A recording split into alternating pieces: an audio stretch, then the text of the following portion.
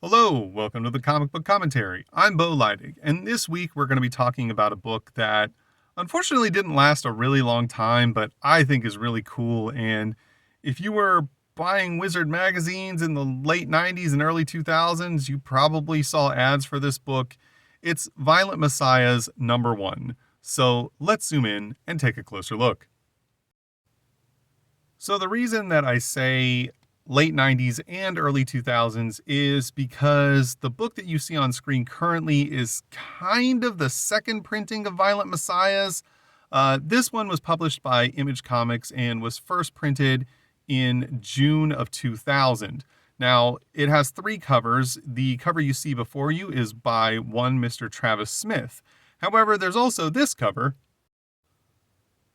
This cover is by one Mr. Travis Smith, and also in collaboration with another artist that you may know by the name of Angel Medina. Angel would go on later this same year to become the primary artist on Spawn, taking over the duties from Greg Capullo. There's also a third cover by one Mr. Andy Park that was exclusive to Tower Records. I unfortunately do not have that cover. Now, getting back to the whole idea of late 90s, Violent Messiahs was originally printed by a different publishing company called Hurricane Press in 1997. It was supposed to be a 3-issue miniseries. However, they only ever printed 1 issue, and it was in black and white, and that was it. It never went any further than that. And later in, I think, either late 1999 or early 2000, Image picked up the rights to the Violent Messiah's property and story, well, publishing rights, I should say, and published an 8-issue miniseries that this is the first issue of. And there would also later be a second miniseries, and that's it. There's only 2 miniseries of Violent Messiahs, but I have both of them, so I'll be most likely making videos about both of these series, because like I said, I think this is a pretty cool story. Creators: Joshua D.M. Dessart, William O'Neill. Writer: Joshua D.M. Dessart. Pencils: Tone Rodriguez. Inks: Walden Wong, Mustafa Mosa, sorry if I'm mispronouncing that, Marlo Alquiz. Colors: Travis Smith. Letterers: Dreamer Designs, Robin Spahar, and Dennis Heisler. Covers: Travis Smith, Angel Medina, Andy Park. You can see here on the bottom of the inside cover, not just the Image logo, but also the Hurricane Entertainment logo. If you've never heard of Hurricane Entertainment or Hurricane Publishing, don't feel bad. As far as I can tell, they have not done much. It's basically a single issue of Violent Messiahs. They also had the rights to publish a Snake Plissken book based on the character played by Kurt Russell in the Escape from LA and the Escape from New York movies. And they also had a ongoing sort of mini-series comic called Chassis, which was about a young woman who lived in the future and was in a rocket car racing league. That seems to be their most successful book of all, and it doesn't seem like there's a whole lot to it. As far as I could tell, Chassis exists kind of in the same vein as Lady Mechanica, where there's no ongoing series. It's just self-contained miniseries that are their own little story arcs. I think I've seen like 1 issue of Chassis ever in a store and didn't really know what it was at the time. Though, now that I do, I wouldn't mind picking up some of those miniseries and finding out what it was about. Here on the first page, we can see a house on the side of a cliff next to the ocean on a moonlit night, looking kind of spooky. As we look into the house, it seems abandoned, and at the end of a hallway, there is a single door, and there is something behind that door that is locked within, making noises, scratching, smelling. It's a very foreboding way to start the story and kind of set the tone that there's something mysterious and spooky afoot. We are then teleported off the coast to the location of this book, which is the fictitious setting of Rancor Island, which is a small island that's supposed to be about 5 miles off the coast of the eastern seaboard of the US and is home to roughly 2.5 million residents, and nearly a million people commute there by ferry every single day, which already is setting kind of an unrealistic tone for this. The idea that there would be such a densely populated island that's very small, that far off the coast, and that many people are going to it. It almost kind of makes it feel like somewhat of an American equivalent to Hong Kong, possibly, is what they were going for. But I do like the fact that, they were creating a fictitious city rather than trying to set it in New York City like so many other image books were. We see here that it looks pretty cool. There's a helicopter flying in. The pilot and a shadowy figure are inside of the helicopter. And while it does look all right, some of the perspectives are a little bit off. You will see that there's a lighthouse over here in the distance that either this perspective is wrong or this is the world's largest lighthouse ever, as it's nearly the size of some of the buildings that are much closer to the foreground that are roughly, 7 or 8 stories tall and look to be roughly half a mile to a mile closer to us based on the perspective. But, that's just a little artistic nitpick that always bugs me. I'm really a stickler for perspectives. We then have the stage set by a series of news reports about 2 vigilantes who have been running amok in the city, one of which has been dubbed by the newspapers as Citizen Payne, and the other which is called the Family Man. Both of these men are going out and committing killings of people who are criminal, but, again, these are also guys who are declaring themselves judge, juries, and executioners. We see here that the chief of police has appointed one Lieutenant Sherry Majors, to head up a task force to find Citizen Payne, who has been running amok through the city for much longer than the Family Man. And yes, that was a creative choice they made to name one of the main characters of this book Lieutenant Major. We then see that the helicopter is flying over the top of the city, and we see 2 men inside of a building that seems somewhat, maybe not abandoned, but pretty sparse in its population. These men are not named. However, it is implied that they are up to no good, as they are very aware of Citizen Payne and him going out and killing many other criminals. So they're very wary of knowing that they need to get off the island as soon as their transaction is done, as we see a foreboding shadowy figure approaching the building that they are occupying and ripping the door clean off of its hinges. We then see footsteps moving closer towards the room of the building that they are presumably in. One of the men passes a confidential file to the other and tells him that their business is done and that they need to get off the island now. Unfortunately for the 2 of them, the door slams open to reveal just the person that they were hoping not to run into. The man wastes no time with pleasantries or even speaking a single word. He simply pulls out both of his pistols and opens fire on the 2 men. Presumably the one with the glasses gets hit. We don't know because he's never depicted in this book again. But the other man wearing the vest decides to make a break for it, as we see him ducking under the bullet fire as he runs out of the room and screams, "Get him, boys." And we see that there are 2 attack dogs who were also in the room, as the men knew that this was a possibility, so they set up some traps for the would-be, attacker that they would be facing. The dogs waste no time in attacking on the command of their owner, as we see them jumping and lunging. However, Citizen Payne wastes no time in dispersing the dogs, as one of them bites his shoulder. He quickly slams it headfirst into a wall. The other one grabs his arm and jumps up to bite him again. However, he puts his gun into its mouth and presumably pulls the trigger. However, this is all happening as there is a very quick countdown happening, as we see the tick-tock getting louder and louder as the countdown timer quickly approaches and reaches 0. We then see a giant explosion as the entire floor was rigged with explosives to blow up, which makes the dogs feel kind of unnecessary given the circumstances. The explosion knocks the man with the vest off the fire escape and into a dumpster.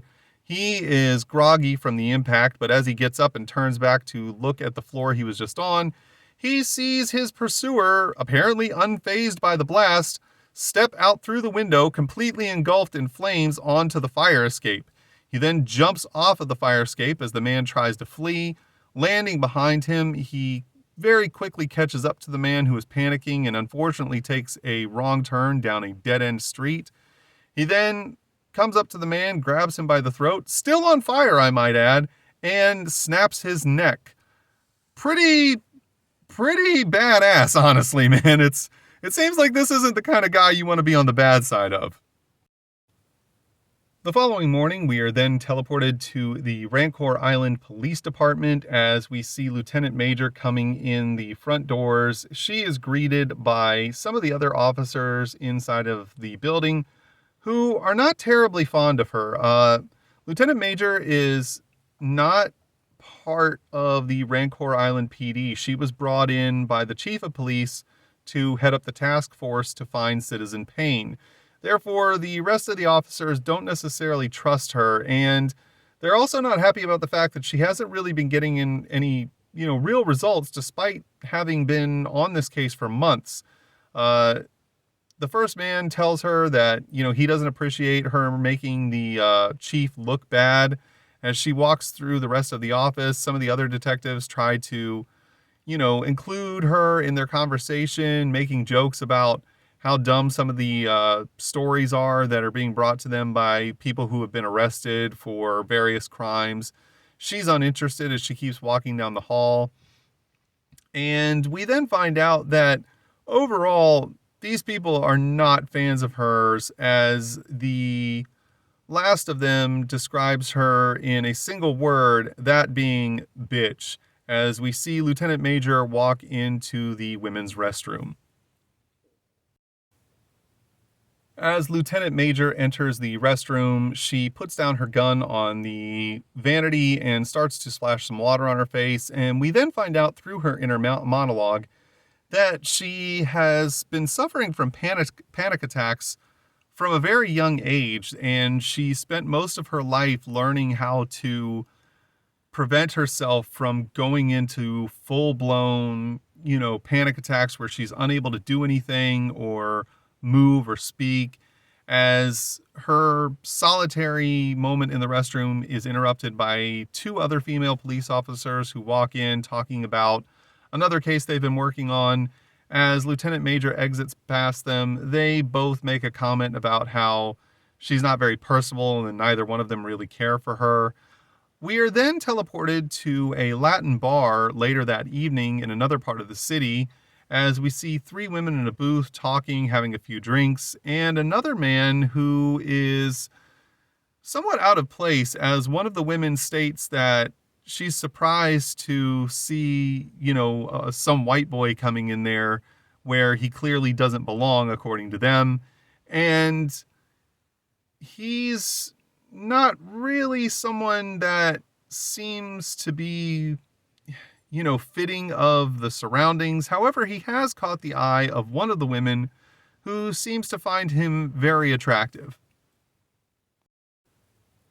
The 2 of them apparently hit it off well enough that they end up leaving the bar together. We find out that the man's name is Jeremiah as they pull up to the exterior of a Section 8 housing project and start to walk towards the door, as they plan, or at least the woman he's with, plans on buying some weed for the 2 of them.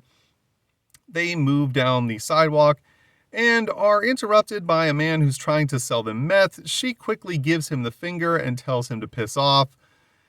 We then see them inside of the building as she is currently speaking to, I don't know if she's a friend, but someone that she knows closely enough and is going to buy marijuana from, as we see a young child sitting on the floor watching TV, and the woman who is selling her the drugs holding a baby on the table.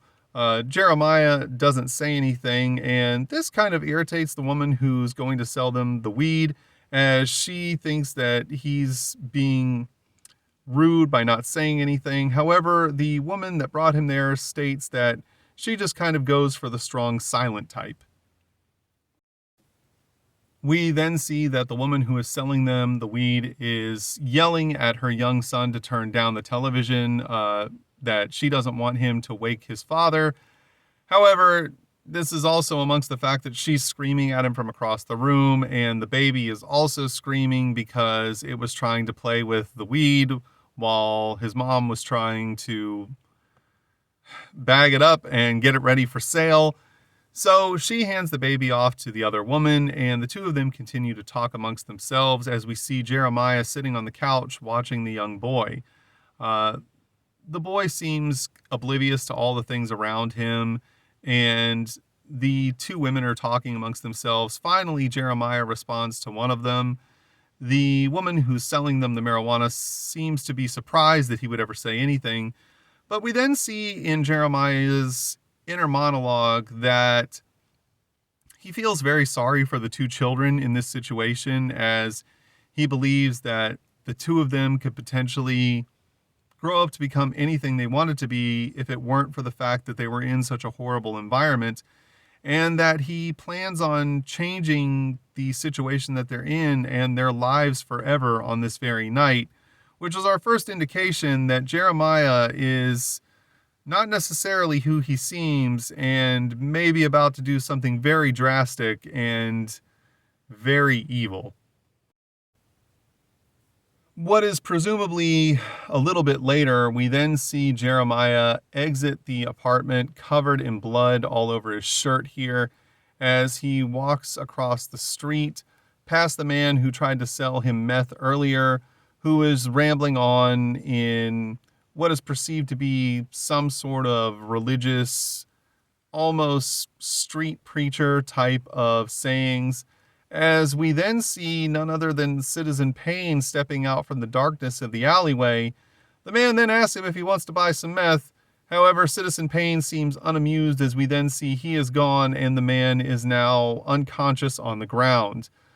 We then see in another part of the city that Lieutenant Major has set up a perimeter and is trying to execute a plan to capture Citizen Payne, as she has been studying his movements for the past several months and believes that she has established a pattern in his actions, as we see that she has a very heavily armed and armored officer with her, and also other undercover officers who are on the lookout for the man that they're trying to catch, as they begin to set the wheels of their sting operation in motion. The rest of Lieutenant Major's team seems to be getting restless as they believe that Citizen Payne will not be showing up, so she decides to go ahead and try and do a dry run of the bait situation, which is a staged carjacking, as we see a car drive down an alleyway, and one of the officers approach the car and stick a gun in the face of the officer driving the car, yelling at her, telling her to get out of the vehicle, pretending that this is a carjacking. Of course, this is being observed by one Citizen Payne, who, just as they believe nothing's going to happen, approaches the officers from behind and then grabs the one who was pretending to engage in the carjacking, but knows immediately that it's a police officer. Lieutenant Major is informed over the radio that it's happening, so some of the other officers who were closer by get in position, draw their guns, and tell Citizen Payne to stop where he's at, that he's under arrest, and that he's being charged. However, he interrupts them and tells them that he knows exactly what he's being charged with because he is well aware of what he's been doing and why he's been doing it. We then see more officers running towards the alleyway where Citizen Payne is at, as the three officers who are already there are screaming at him, telling him to drop the other officer or they will open fire, and that if he wants to make it out of this alive, they need to obey, or he needs to obey their commands. However, Citizen Payne has some slightly different ideas of how things are going to go this evening. Without warning, we see Citizen Payne chuck a grenade underneath the bait car as we see the grenade go off, causing a huge explosion, blowing up the car in the process. This, of course, is heard by Lieutenant Major, who realizes that she and the SWAT officer with her need to get to the scene immediately for backup. We then see that the car is ablaze. The officers who were there are all blinded. One of them took a piece of shrapnel. Lieutenant Major is trying to find where Citizen Payne went off to as another explosion happens, blinding her and the SWAT officer with her. We then see that the police helicopter is having trouble maintaining its altitude due to all the updrafts from the heat and explosions. So the pilot of the helicopter says that they have to get away in order to prevent them from crashing as we see them fly off to another part of the city. The officer with Lieutenant Major is now starting to get spooked as we see him open fire into the flames. She, of course, yells at him to stop because she wants to take Citizen Payne alive. After he refrains from his gunfire, he decides that he's going to move in and tells Lieutenant Major to give him backup. He runs down the alleyway. She tells him to stop and come back. However, he doesn't listen and proceeds on his own. Lieutenant Major then decides to regroup and decide what she's going to do next. However, she is then interrupted by Citizen Payne himself, who was planning on this the entire time to have a moment alone with her. As we see, he's a rather large and intimidating fellow next to her, and she's just kind of frozen in her tracks, not sure what to make of him as she feels the onset of a panic attack that she's trying to fight off. Lieutenant Major, trying to get control of her emotions, throws up her gun and tells Citizen Payne to freeze and to give himself up. He, however, states that he has no intention of doing that and that he arranged all of this so that he could have a private conversation with Lieutenant Major. She, though, is not necessarily ready to do that as she tells him to put down his weapons and give himself up now. He then claims that he's not going to do that and finds it regrettable that she is all business, but he does admire the fact that she's strong and, a great cop, but she's also somewhat unpredictable. And he's also very worried that she's not going to necessarily be helpful to his cause. She then realizes that he is trying to tell her something, so she says that she wants to talk with him. But he says that it's going to be on his terms because he, quote, is in control. She, of course, reminds him that she has the gun. They're then interrupted as the police chopper has moved back into position and has a spotlight on Citizen Payne. He states that she needs to go back to the Section 8 housing that is not far away, go to apartment 14 and go inside because there's something there that she needs to see for herself and help him stop. As she's having a hard time focusing due to the light from the spotlight, she doesn't notice that he reaches into his pocket and pulls out a smoke grenade, which he throws down onto the ground. This, of course, prompts the chopper to open fire as he seems to take a grazing hit on his shoulder. Lieutenant Major, of course, is coughing due to all the smoke, and when she looks up, she sees nothing, realizing that Citizen Payne is getting away and she needs to stop him. At that point, the chopper pilot radios back to her that he's got Citizen Payne in the spotlight and tells her to continue to follow him. She runs down the alleyway, still somewhat blinded by the spotlight, trying to catch up. Unfortunately, she is cut off when another explosion happens right in front of her. This one knocks her backward into the wall. She's down on the ground, dazed from the impact, trying to get her wits back about her, as we see Citizen Payne get close to her once again, coming out of the flames, as he leans down and states that this city belongs to him and that it's going to remain that way. And then he turns back around and walks back into the flame. And by the time Lieutenant Major can find her gun and get it back at the ready, he's already gone, and she's alone in the alleyway with the rest of the officers, finding her and regrouping.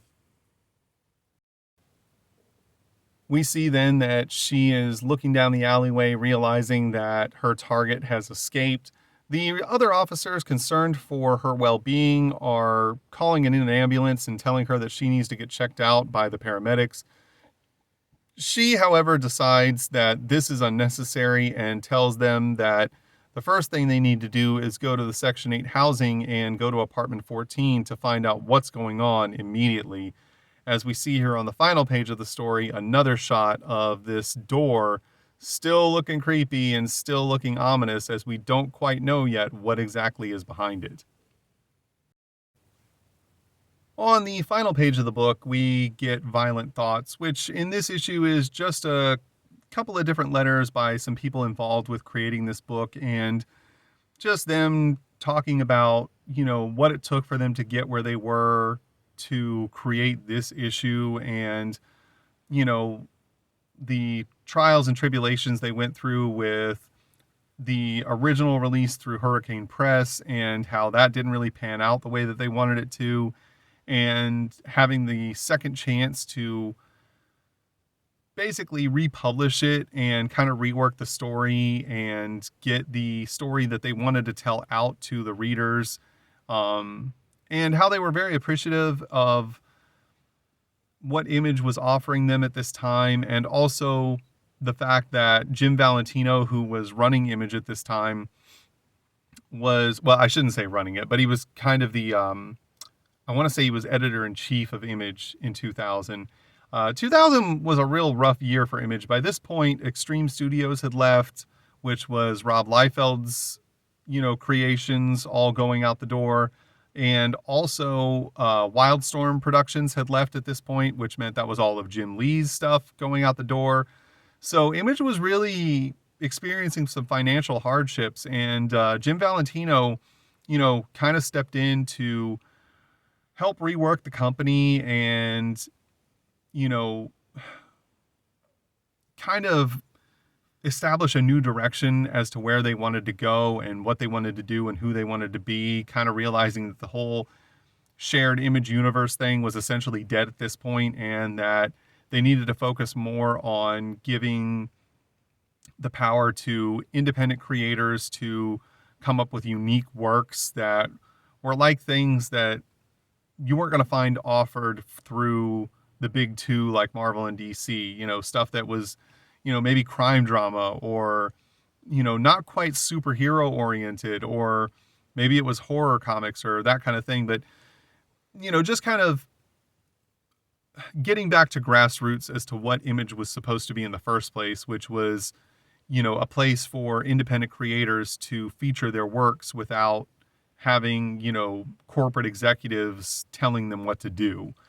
And then on the reverse inside cover, we see an advertisement for Dreamer Design, who apparently just letters comics, and they were advertising this in the back of a comic book.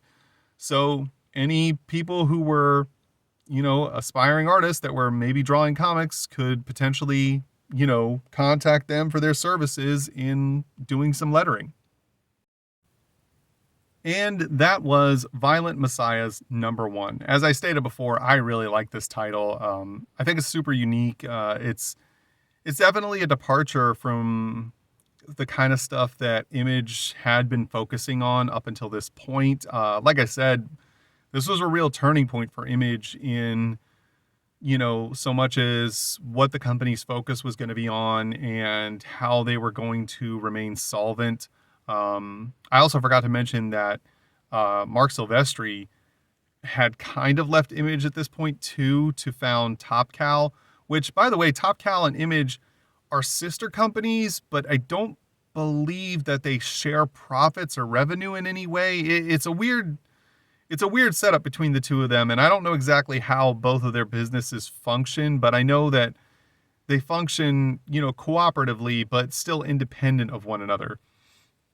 But, I really enjoyed the Violent Messiah book. I really am glad that Jim Valentino, while he may not have been able to completely right the ship in terms of its financial viability, he was able to kind of get the ball rolling to make Image more unique in terms of the stories that it was putting forth, and kind of paving the way with titles like Violent Messiah for the day when someone like Robert Kirkman would show up with a title like The Walking Dead, which was, not in any way superhero based at all, but was this kind of giant epic narrative and really focused on like character development. And, that was the sort of thing that I think Jim wanted to push more so than the traditional superhero narrative. But again, these are just my opinions. Your opinions may differ. You may not have liked Violent Messiahs.